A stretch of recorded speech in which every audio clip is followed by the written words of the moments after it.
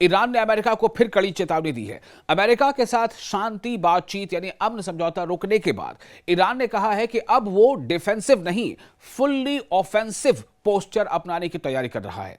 Tehran ने कहा है कि अगर अमेरिका कुछ हफ्तों में जून के समझौते को लागू नहीं करता तो वो हॉर्मुज स्ट्रेट और पूरे इलाके में सैन्य कार्रवाई बढ़ा सकता है।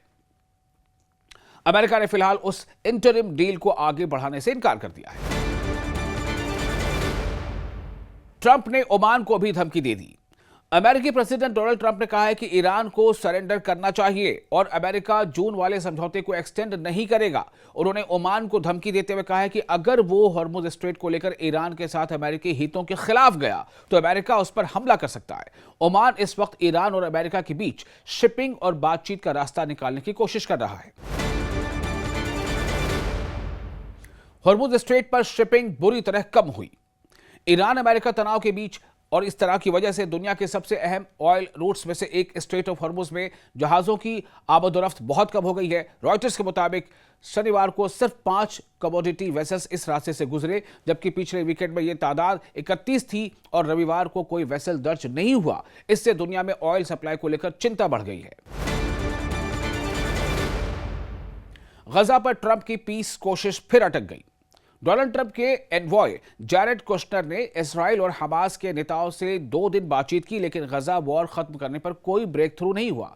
इस्राइल का कहना है कि हमास के पूरी तरह हथियार डालने से पहले उसकी सेना गजा से नहीं हटेगी, जबकि हमास पहले इस्राइली अटैक्स और मिलिट्री प्रेजेंस खत्म करने की मांग कर रहा है। दोनों फरीक के बीच इसी बात पर सबसे बड़ा डिसएग्रीमेंट बना हुआ है।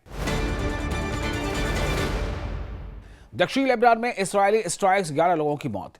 दक्षिणी यानी साउथ लेबनान में इस्राइल ने हिजबुल्लाह के 2 कमांडर्स को निशाना बनाने की बात कही है। लेबनान के हेल्थ मिनिस्ट्री और स्टेट मीडिया के मुताबिक इन हमलों में कम से कम 11 लोग मारे गए हैं। ये जून में इस्राइल हिजबुल्लाह ट्रूस शुरू होने के बाद लेबनान में सबसे घातक इजरायली स्ट्राइक्स में से एक बताया गया है। लाल सागर में सऊदी जहाजों पर हौसी हमले का दावा। यमन के हौसी फाइटर्स ने दावा किया है कि उन्होंने रेड सी में एक सऊदी शिप और 4 मिलिट्री एस्कॉर्ट बोट्स पर मिसाइल से हमला किया है। हौसी का कहना है कि हमले में कुछ बोट्स पलट गई और उनमें आग लग गई, लेकिन सऊदी अरबिया ने इस दावे की तुरंत तस्दीक नहीं की। रॉयटर्स ने भी इसे हौसी क्लेम के तौर पर रिपोर्ट किया है, इसलिए नुकसान की स्वतंत्र पुष्टि नहीं हुई है। ये आपने सुना होगा, हौसी, इसे हूती भी कहते हैं। इराक में कुर्दिश पीएम के ऑफिस को ड्रोन से निशाना बनाया गया। इराक के कुर्दिस्तान रीजन में प्राइम मिनिस्टर के ऑफिस को 2 ड्रोन से निशाना बनाए जाने की खबर है। कुर्दिश सिक्योरिटी एजेंसी के मुताबिक ड्रोन्स ईरान की टेरिटरी से लॉन्च हुए, लेकिन हमले में किसी की मौत नहीं हुई। ईरान ने इस हमले की जिम्मेदारी मंजूर नहीं की है, इसलिए लॉन्च के सोर्स को अभी एक फरीक के इल्जाम के तौर पर देखना चाहिए। कतर और ईरान में लापता पायलट्स को लेकर विवाद। कतर ने ईरान के इस इल्जाम को खारिज कर दिया है कि उसने ईरानियन पायलट्स को हिरासत में रखा है। दोहा का कहना है कि ईरानियन एयरक्राफ्ट ने कतरी एयर स्पेस वायोलेट किया था और बाद में सर्च एंड रेस्क्यू टीम को एक पायलट के रिमेन्स मिले, जिन्हें ईरान को सौंपने के लिए संपर्क किया गया। ईरान इसके उलट इन्वेस्टिगेशन की मांग कर रहा है और कह रहा है कि कतर ने मामले की जांच में देरी की है। ओमान के पास समंदर में बड़ा ऑयल स्पिल फिक्र बढ़ा रहा है। ओमान के हलानियत आइलैंड के पास एक टैंकर से करीब 10 लाख बैरल्स रशियन क्रूड से जुड़ा ऑयल स्पिल 2 महीने से ज्यादा वक्त से फिक्र की वजह बना हुआ है। तेल का फैलाव करीब 390 से 600 स्क्वायर किलोमीटर तक बताया गया है और यह इलाका एंडेंजर्ड हम्पबैक व्हेल्स के लिए अहम हैबिटेट है। रॉयटर्स के मुताबिक इस मामले में पब्लिक इंफॉर्मेशन का बड़ा हिस्सा इंडिपेंडेंट एनवायरमेंटल मॉनिटर से आया है। ईरान ओमान के बीच हॉर्मुज को लेकर समझौते की कोशिश। ईरान और ओमान स्ट्रेट ऑफ हॉर्मुज में कमर्शियल शिपिंग को दोबारा चलाने के लिए एक अरेंजमेंट पर बातचीत कर रहे हैं। ईरान का कहना है कि दोनों साइड्स ट्रांजिट रूट के मैप पर अंडरस्टैंडिंग तक पहुंच गए हैं और अब डिटेल्स फाइनल की जा रही है। लेकिन इसी प्रोसेस को लेकर डोनाल्ड ट्रंप ने ओमान पर दबाव और मिलिट्री एक्शन की धमकी दे दी है, जिससे डिप्लोमेसी और मुश्किल हो गई है। अगर दुनिया की सबसे ताकतवर फौज के पास भी मिसाइल कम पड़ जाए तो क्या होगा? क्या ईरान ने वाकई अमेरिका को इस मकाम पर ला खड़ा किया है जहां उसे अपने दिफाई ज़खायर की फिक्र सताने लगी है? और क्या यही वजह है कि वॉशिंगटन अब मुज़ाकरात को ज्यादा संजीदगी से आगे बढ़ा रहा है? जी हां, अमेरिका और ईरान के दरमियान जारी कशीदगी के बीच एक नई रिपोर्ट ने पूरी दुनिया की तवज्जो अपनी तरफ खींच ली है। अमेरिकी मीडिया और दिफाई जराये के हवाले से सामने आने वाली इत्तलात के मुताबिक अमेरिका अपने जदीद थार्ड यानी terminal high altitude area defence missile interceptors का तकरीबन 80% इस्तेमाल कर चुका है। यानी जो डिफेंस सिस्टम अमेरिका के गोडाउन्स में था उसमें से 80% सिर्फ ईरान के ड्रोन और मिसाइल को रोकने के लिए थर्ड डिफेंस सिस्टम का अमेरिका इस्तेमाल कर चुका है। और यह वो दिफाई निजाम है, यह वो डिफेंस सिस्टम है जो बैलिस्टिक मिसाइलों को हवा में ही तबाह करने की सलाहियत रखता है और अमेरिका के अहम तरीन डिफेंस हथियारों में भी इसका शुमार होता है।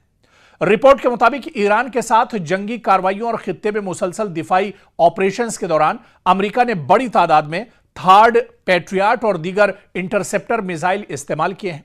इसी वजह से पेंटागन के अंदर मिसाइल के जो जखीरे हैं, जो इसका स्टॉक है, यह कह लीजिए कि मिसाइल का जो स्टॉक है इसके तेजी से कम होने पर तशवीश भी पाई जा रही है। अमेरिका परेशान है, जबकि दिफाई पैदावार बढ़ाने के लिए अरबों डॉलर के नए मुआहिदे भी अब अमेरिका दूसरे मुल्कों से कर रहा है। जो डिफेंस एक्सपर्ट्स हैं उनका कहना है कि अगर किसी बड़ी ताकत के स्ट्रेटेजिक हथियार तेजी से इस्तेमाल होने लगे तो इसका असर सिर्फ एक जंग तक महदूद नहीं रहता, बल्कि मुस्तकबिल में किसी दूसरे महाज पर इसकी तैयारी भी मुतासिर हो सकती है। इसीलिए अमेरिका बैक वक्त दो काम कर रहा है। एक तरफ दिफाई सनत को तेज रफ्तारी से मिसाइल बनाने का हुक्म दिया जा रहा है और दूसरी तरफ ईरान के साथ सिफारती मुज़ाकरात को भी आगे बढ़ाया जा रहा है ताकि मजीद कशीदगी से बचा जा सके। तो जाहिर सी बात है कि अब अगर अमेरिका जंग में और आगे बढ़ता है तो उसकी पोल पूरी तरह से खुल जाएगी। अब उसका जो हथियारों का स्टॉक है और ख़ासतौर से जो डिफेंस हथियार हैं, जो दिफाई हथियार हैं, चाहे थर्ड की बात करें, पैट्रियट की बात करें, ये जो इंटरसेप्टर हैं ये दरअसल अब अमेरिका के पास ख़त्म हो रहे हैं। और जानकार यही कह रहे हैं कि दरअसल अमेरिका बातचीत की मेज पर इसी वजह से आना चाहता है, इसी वजह से अमेरिका बातचीत के लिए पहल कर रहा है। डोनाल्ड ट्रंप अब मीडिया के सामने आकर बातचीत की वकालत कर रहे हैं क्योंकि अमेरिका अंदर से खोखला हो चुका है। अमेरिका का डिफेंस सिस्टम बिल्कुल खत्म हो रहा है। जो उसके हथियार और उसका जो असलहा, गोला बारूद है, खासतौर से उसके थर्ड और पैट्रियट जो इंटरसेप्टर हैं, वो दरअसल खत्म हो रहे हैं। हालांकि ये रिपोर्ट, इस तरह की रिपोर्ट इससे पहले भी आती रही, इससे पहले भी इस तरह की खबरें हम आपको बताते रहे, लेकिन अब जो रिपोर्ट दरअसल अमेरिका से ही आई है, पेंटागन से जो रिपोर्ट आई है, ये अमेरिका के लिए बहुत तशवीश की बात है और अमेरिका कहीं ना कहीं अब एक तरह से परेशान है। अमेरिका ये जान रहा है कि अगर आगे लड़ाई जारी रहती है और आगे अगर ये कशीदगी बढ़ती है तो फिर एक तरह से दुनिया के सामने अमेरिका की पोल खुल जाएगी। अमेरिका फिर ईरान के हमलों को रोक नहीं पाएगा, ईरान के ड्रोन और मिसाइल को इंटरसेप्ट नहीं कर पाएगा। इसी वजह से अमेरिका घुटने टेकने पर एक तरह से मजबूर हो रहा है।